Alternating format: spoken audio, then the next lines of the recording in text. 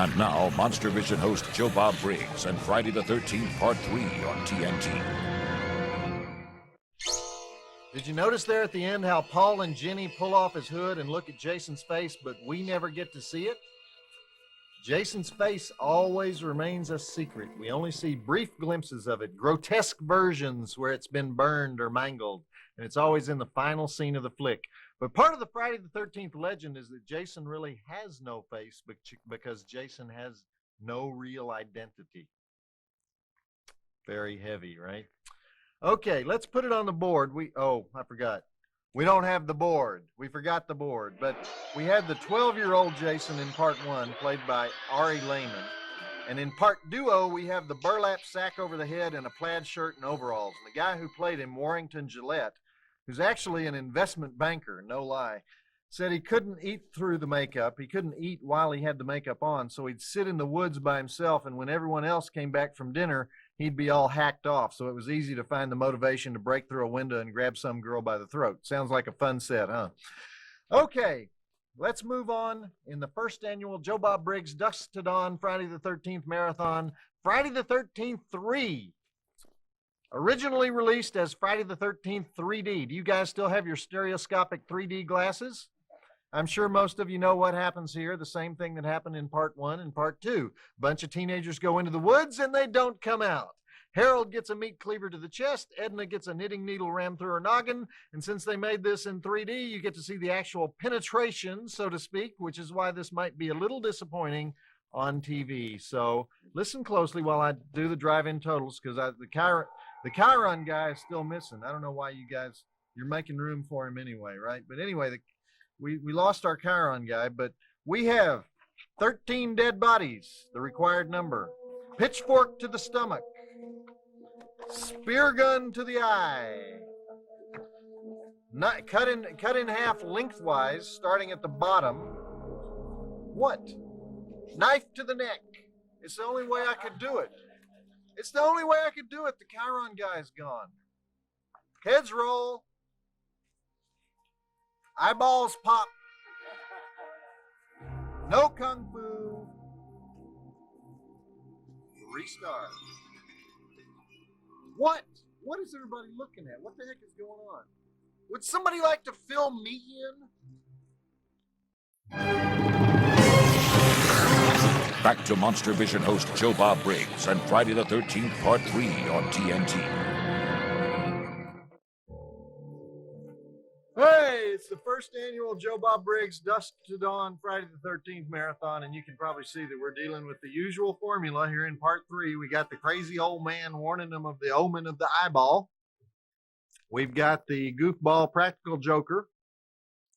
We've got the heroine haunted by a trauma in her past. That's Dana Kimmel. Remember her from Midnight Offerings, one of our more popular horror flicks here at Monstervision. But this is actually what I like about these movies. If you're going to make a sequel, then make a gall-darn sequel. Remember Halloween 3, the one where they didn't have Michael Myers and they didn't have Donald Pleasance? It was not even worthy of the name Halloween. These Friday the 13th guys, they've made the same movie 9 times. That takes talent. All right, we've killed off the old people on the highway. Let's get this teen veal into the cabins and start whacking. How about it? And actually, speaking of veal, the snack table is looking pretty bleak since Marion ran off to commit original sin with whoever that was, and the other two, disappeared. But I know a secret, and it's that Dee Dee, our wardrobe girl, she always has a little sugar stashed way back here she shares during the fittings. And I'm feeling a little peaked, so let's see what she's got. Dee Dee? Hey, Joe Bob. What are you doing back here? You don't have any more of those Milano cookies, do you? Yeah, I might. Well, what the hell is this? Oh, that's been here. I thought it was part of the show. You want some Brussels? I don't. There's a note. Dear Joe Bob, you're doomed. You're all doomed. Are they kidding? Well, the handwriting looks familiar. Whose is this? Oh! Whoa. You know who this is? Old girlfriend of mine. Wanda. Is this a joke, or are you still mad at me for buying the waitress that rum and coke at your high school reunion? Listen, if you're the one who's got the mail girl, I never went out with her. I would go out with her, but she shoots me down every time I ask. probably wasn't a good thing to say, was it? Well, as a matter of fact, I think I'll be taking this axe with me, if you don't mind, do you? I've heard about this stuff, these copycat killings with farm implements. Ooh. Hey, you want your cookies?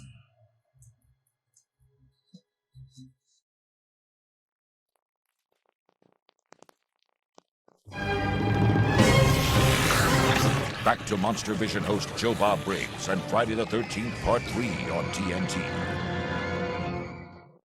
Okay, no more horsing around. Let's just get through this, and we got a security guard, right? That's what his job is, all right? You know what movie came out the same month as Friday the 13th 3D from the exact same studio, Paramount Pictures? An Officer and a Gentleman. But what people think, when people think back on 1982, which movie gets all the attention? The movie that defined the 80s for a whole generation? The movie that was so popular it generated 9 sequels? Or the movie about a PO'd Navy guy who kicks Lou Gossett's butt? I think we know the answer to that question, don't we? Paramount always acted like they were a little ashamed of these Friday the 13th movies, even though they made millions for the studio. And this one we're watching, in fact, was the first in a series produced by Frank Mancuso Jr. And you know what's a funny coincidence? While Frank Mancuso Jr. was producing these, Frank Mancuso Sr. was the president and chief executive officer of Paramount. In fact, practically the exact same years that Frank Sr. was president, Frank Jr. was the producer of these movies. I mean, what are the odds? What is going on? Is this a prop? Was this here before?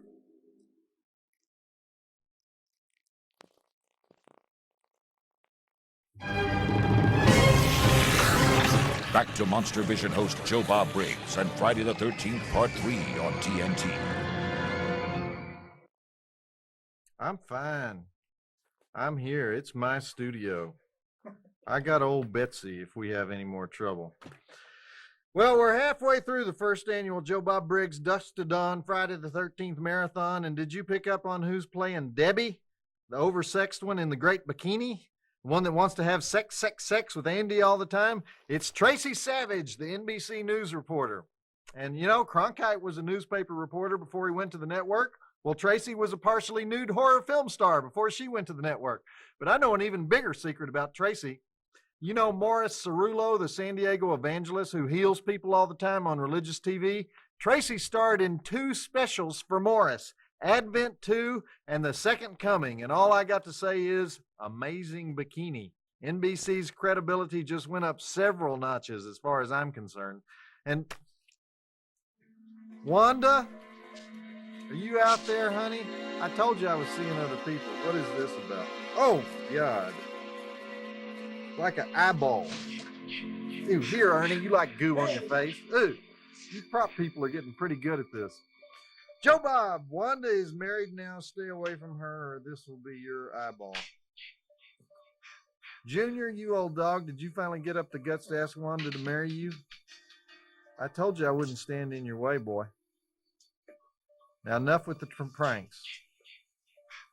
Are you out there, Junior? All right, back to the flick. Back to the flick.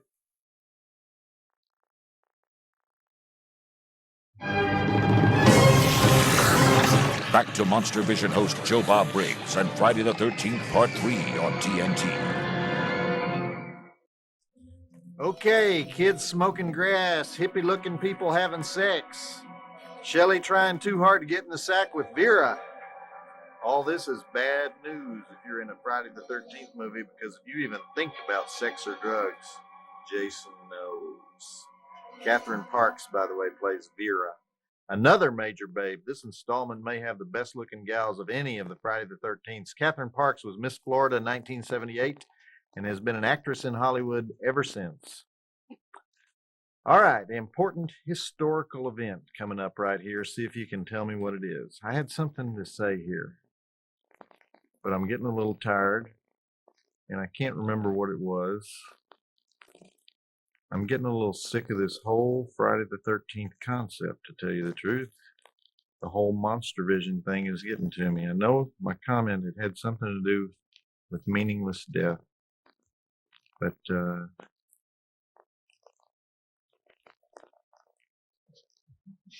I'm tired of all this. I'm tired of this pump. I'm tired of this set. I'm tired of this gourd. I'm tired of this axe. I'm tired of this hole. I'll tell you one doggone thing. Alex Trebek doesn't know all the answers.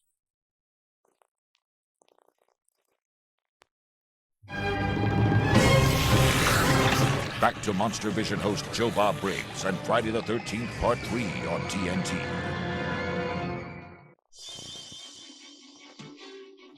Okay. What you just witnessed was a very important moment in American film history. It's the moment when Jason puts on the hockey mask for the first time. And that's one of Jason's most imaginative kills, actually, where he splits Andy down the middle while he's walking on his hands. And Tracy Savage, she died there in the hammock. That was important for a couple of reasons, because she was reading an article about special effects gore makeup master Tom Savini in the very first issue of Fangoria magazine, and that cleaver came straight up through her chest from underneath the hammock and kind of reprised the death of Kevin Bacon in the first Friday the 13th. Okay. Well, we're deep into our first annual Joe Bob Briggs Dusk to Dawn Friday the 13th marathon, and I just remembered, Nina, our hair and makeup lady, she's Junior's third cousin by marriage. I want to go ask her what she knows about these little jokes we've been having on the set. So, Nina, where are you, honey? Let's find Nina. She's through here. Nina. Ollie, ollie, oxen free. Nina, I need to talk to you. Where did you go? And also, I need a touch-up, I think, because I'm getting a zit. It's coming up on my face.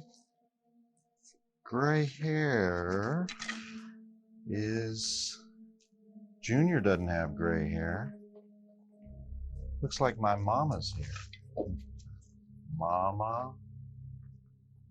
Mama, are you still upset about me sneaking across the lake to the girls' camp and making the sign of the double-finned manatee with Wanda? That was 20 years ago, Mama! I think you should let it go!